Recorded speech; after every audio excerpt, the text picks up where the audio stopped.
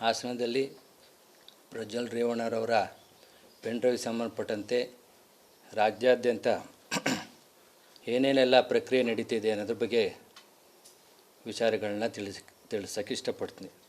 ಅದ್ರ ಜೊತೆಗೆ ನಾನು ಈ ದಿನ ಒಂದು ಪ್ರಕರಣಕ್ಕೆ ಸಂಬಂಧಪಟ್ಟಂತೆ ವಿಚಾರಗಳನ್ನ ಪ್ರಸ್ತಾಪ ಮಾಡೋಕ್ಕೆ ಇಷ್ಟಪಡ್ತೀನಿ. ಏನು ಈ ಒಂದು ಪೆನ್ ಡ್ರೈವ್ ಇದೆ, ಈ ಪೆನ್ ಡ್ರೈವಲ್ಲಿ ಎರಡು ವಿಚಾರಗಳನ್ನ ನಾವು ನೋಡ್ಬೋದು. ಒಂದು ವಿಚಾರಕ್ಕೆ ಸಂಬಂಧಪಟ್ಟಂತೆ ಪ್ರಜ್ವಲ್ ಅವ್ರಿಗೆ ಈಗ ಆಲ್ರೆಡಿ SIT ಅವರು ಎಲ್ಲ ಆಯಾಮಗಳಲ್ಲಿ ಇನ್ವೆಸ್ಟಿಗೇಷನ್ನ ಮಾಡ್ತಿದ್ದಾರೆ. ಇನ್ನೊಂದು ಭಾಗವಾಗಿ ಏನು ಆ ಪೆನ್ ಡ್ರೈವ್ ಇತ್ತು, ಆ ಪೆನ್ ಡ್ರೈವ್ನ ಈ ಏನು ಎರಡನೇ ಭಾಗ ಇದೆ, ಇದು ತುಂಬ ಸೂಕ್ಷ್ಮವಾದಂಥ ವಿಚಾರ. ಇವತ್ತು ಇದು ಹಾಸನದ ಹೆಣ್ಮಕ್ಳಿಗೆ ಸಂಬಂಧಪಟ್ಟಂಥ ವಿಚಾರ.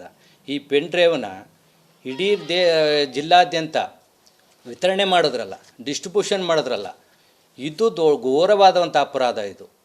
ಇದಕ್ಕೆ ಸಂಬಂಧಪಟ್ಟಂತೆ ಈಗಾಗಲೇ ಅವ್ರಿಗೆ ಯಾರು ಡಿಸ್ಟ್ರಿಬ್ಯೂಟ್ ಮಾಡಿದ್ರು ಪಿನ್ಗಳು ಅವ್ರ ವಿರುದ್ಧವಾಗಿ ಈಗಾಗಲೇ ಹಾಸನದಲ್ಲಿ ಅವ್ರ ವಿರುದ್ಧವಾಗಿ FIR ಆಗಿದೆ.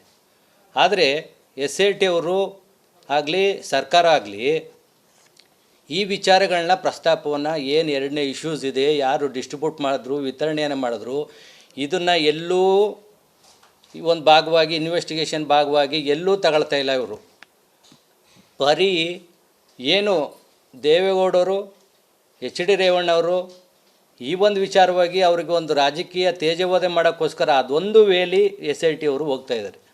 ಆದರೆ ಏನು ವಿತರಣೆ ಮಾಡಿದ್ರು, ಡಿಸ್ಟ್ರಿಬ್ಯೂಷನ್ ಆ ಇಡೀ ಜಿಲ್ಲಾದ್ಯಂತ 1 ಲಕ್ಷ ಪೆನ್ ಡ್ರೈವ್ನ ಡಿಸ್ಟ್ರಿಬ್ಯೂಟ್ ಮಾಡಿದ್ರು, ಆ ಮೂಲ ಯಾರು ಪೆನ್ ಡ್ರೈವ್ನ ಕ್ರಿಯೇಟ್ ಮಾಡಿದ್ರು, ಡಿಸ್ಟ್ರಿಬ್ಯೂಟ್ ಮಾಡಿದ್ರು, ಅವ್ರ ಮೂಲ ಕಿಂಗ್ ಪಿನ್ಗಳ ಮೇಲೆ FIR ಆಗಿದೆ.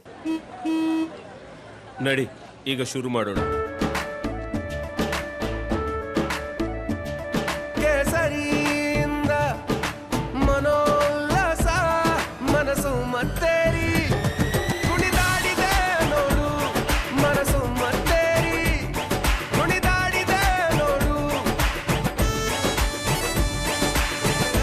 ಕ್ಷಣ ಕ್ಷಣವೂ ಆಚರಿಸಿ ಕೇಸರಿ ಹಬ್ಬ.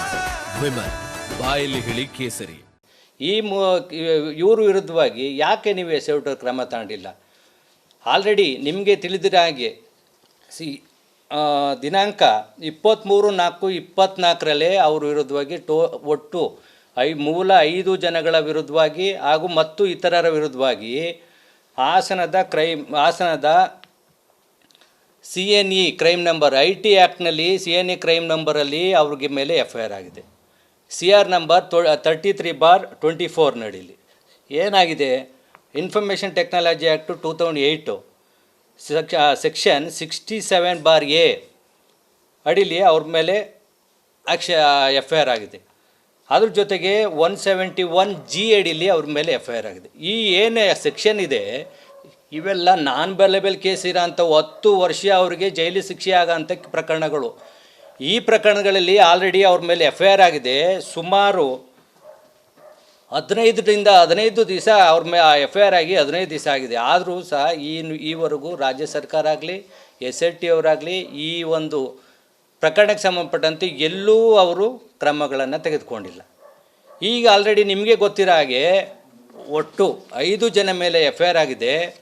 5 ಜನದಲ್ಲಿ ಯಾರು ಅಂದರೆ ಕಾರ್ತಿಕ್ಕು, ಪುಟ್ಟರಾಜು ಅಲಿಯಾಸು ಪುಟ್ಟಿ, ಚೇತನ್ನು, ನವೀನ್ ಗೌಡ, ಮೂಲ ಕಿಂಪಿನ್ ಯಾರು ನವೀನ್ ಗೌಡ ಇದ್ದಾನೆ, ನವೀನ್ ಗೌಡ ಮೇಲಾಗಿದೆ. ಅದ್ರ ಜೊತೆಗೆ ಶರತ್ ಅಂತ ಗೊತ್ತಿರಬೇಕು, ಹಾಸನದ BJPಯ ಮುಖಂಡ ಶರತ್ತು, ಕ್ವಾಲಿಟಿ ಬಾರ್ ಶರತ್, ಇವ್ರುಗಳ 5 ಜನಗಳ ಮೇಲೆ FIR ಆಗಿದೆ. ಆದರೆ ಇಂದಿನವರೆಗೂ ಅವ್ರ ಮೇಲೆ ಯಾವುದೇ ರೀತಿಯ ಕ್ರಮಗಳನ್ನ ಅವರು ತಗೊಳ್ಳಿಲ್ಲ. ಈ 5 ಜನ ಪೈಕಿಲಿ ಮಾನ್ಯ ನ್ಯಾಯಾಲಯಕ್ಕೆ ಆಂಟಿಸಿಪೇಟರಿ ಬೇಲ್ ಕೇಳಿ ನಿರೀಕ್ಷಣಾ ಜಾಮೀನು ಕೇಳಿ ಅರ್ಜಿಯನ್ನು ಸಲ್ಲಿಸಿದರು. ನಿರೀಕ್ಷಣಾ ಜಾಮೀನು ಕೇಳಿ ಪುಟ್ಟರಾಜು ಪುಟ್ಟಿ ಅನ್ನೋರು ಮತ್ತು ಕಾರ್ತಿಕ್ ಅನ್ನೋರು ಮತ್ತು ಚೇತನ್ ಅನ್ನೋರು ಮತ್ತು ನವೀನ್ ಗೌಡ ಅನ್ನೋರು ಬೇಲ್ ಅಪ್ಲಿಕೇಶನ್ನ ಹಾಕಿದರು. ಈ ಬೇಲ್ ಅಪ್ಲಿಕೇಶನ್ನ ಮಾನ್ಯ ನ್ಯಾಯಾಲಯ ವಿಚಾರಣೆಯನ್ನು ಮಾಡಿ ಆರ್ಗ್ಯುಮೆಂಟ್ನ ಕೇಳಿ ಇದು ಘೋರ ಅಪರಾಧ ಆಗಿದೆ, ಇವ್ರ ಮೇಲೆ ಸೂಕ್ತ ಕಾನೂನು ಕ್ರಮ ಆಗಲೇಬೇಕಾಗಿದೆ ಅಂದ್ಕೊಂಡು ಈ ದಿನ ಈ ಬೇಲ್ ಅಪ್ಲಿಕೇಶನ್ನ ವಜಾ ಮಾಡಿದ್ದಾರೆ.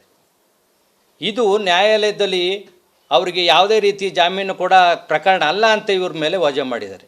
ಆದರೆ ಈ ವಿಚಾರ ಸರ್ಕಾರಕ್ಕೆ ಏನಕ್ಕೆ ಮನವರಿಕೆ ಆಗ್ತಾ ಇದೆ ಅಂತ ಗೊತ್ತಾಗ್ತಾ ಇಲ್ಲ ನಮಗೆ. ಈ ದಿನ ಮುಂದಕ್ಕಾದ್ರೂ ಸರ್ಕಾರ ಎಚ್ಚೆತ್ತುಕೊಂಡು ಈ ಬೇಲ್ ಅಪ್ಲಿಕೇಶನ್ ಏನು ರಿಜೆಕ್ಟ್ ಆಗಿದೆ, ಏನು 33/24 FIR ಆಗಿದೆ, ಈ ವ್ಯಕ್ತಿಗಳು ಯಾರು 5 ಜನ ಇದ್ದಾರೆ, ಯಾಕೆ ಇವ್ರನ್ನ ನೀವು ಬಂಧನ ಮಾಡ್ತಾ ಇಲ್ಲ?